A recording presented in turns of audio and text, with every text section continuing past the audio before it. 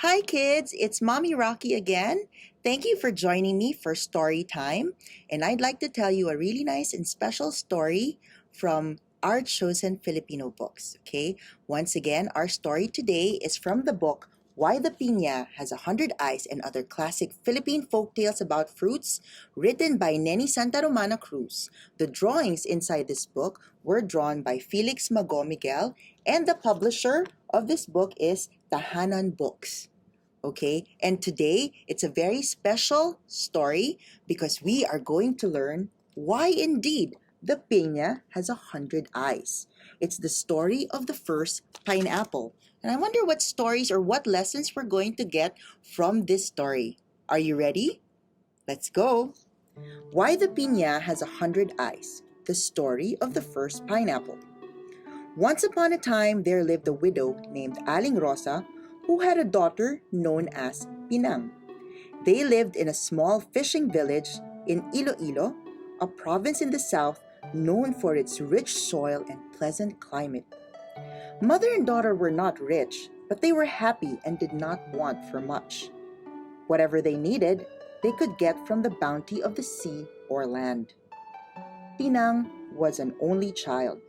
Her father was a fisherman who died when she was just a baby. Although she was heartbroken over her husband's death, Aling Rosa devoted herself to caring for her daughter. Indeed, Aling Rosa found little time to mourn as she watched Pinang grow from a baby to a young girl. Time passed. Pinang was now 10 years old, a stubborn girl with a mind of her own. She preferred to play pico with her friends in the town plaza rather than spend time with her mother. Pinang! Pinang! Uwi na! Aling Rosa's voice would float past the cornfields to remind the playful Pinang to come home.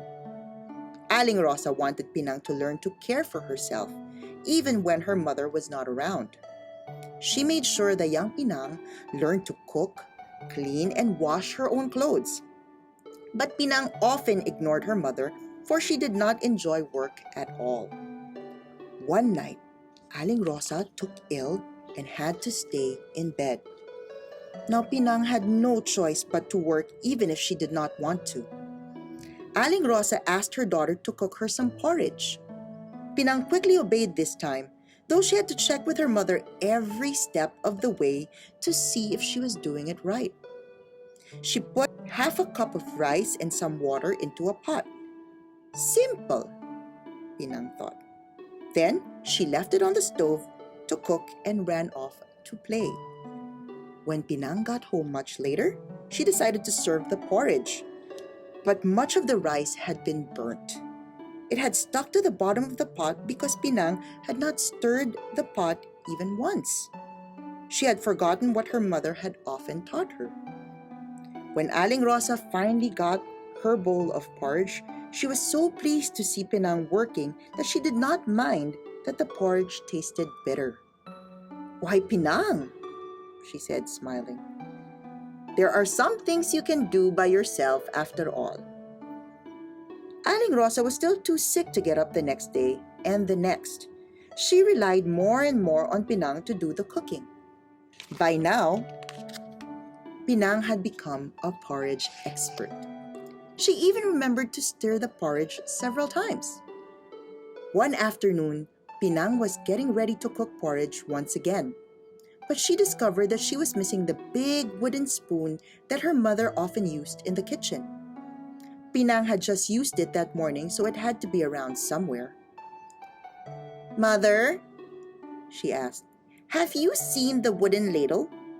Aling Rosa was upset to have her sleep disturbed. "Foolish girl," she snapped. "How would I know where you put the wooden spoon when I haven't been inside the kitchen for days?" She thought Pinang was not looking hard enough. "Pinang, why don't you look with your eyes and not with your mouth?" she said impatiently. "I wish you had many pairs of eyes to help you see exactly what you are looking for." Pinang did not say a word. She bit her lip and tried once more to look for the missing spoon. But her mother's words hurt her, especially when she was trying to do her best.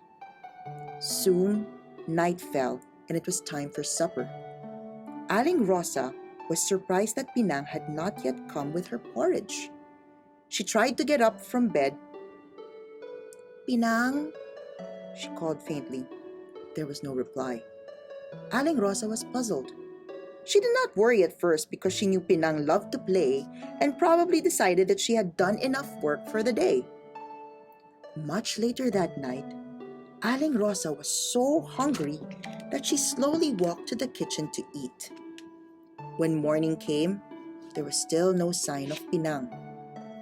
Days passed before Aling Rosa got her strength back. Now she was terribly worried, for Pinang had not returned. Where could that girl have gone? What could have gotten into her silly little head? Aling Rosa desperately sought the help of her neighbors. "No, we haven't seen Pinang," they told her. Even Pinang's playmates said that they had not played together for many days now. An old woman whose memory could not be trusted said she thought she last saw Pinang sitting quietly on the steps leading to their house. Aling Rosa did not know where to look, nor whom else to ask. The house seemed awfully empty without Pinang, but Aling Rosa was sure that Pinang would return home someday. Meanwhile, all she could do was wait, and so she busied herself with housework.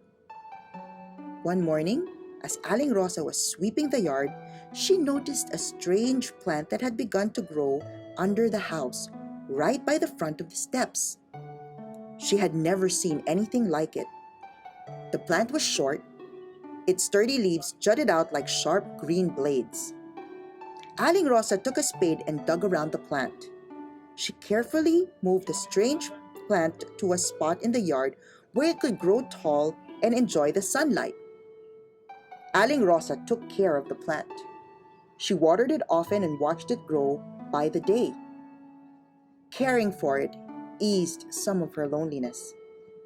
It was not long before the plant with its hard, pointed leaves bore a strange-looking fruit. Aling Rosa thought it looked like a person's head with many eyes, marked with specks all over its regular pattern. Why, there must have been 100 of them all over the fruit. When Aling Rosa saw the fruit, the thought of Pinang suddenly crossed her mind. Then she remembered saying those angry words to her daughter the day the wooden spoon was nowhere to be found.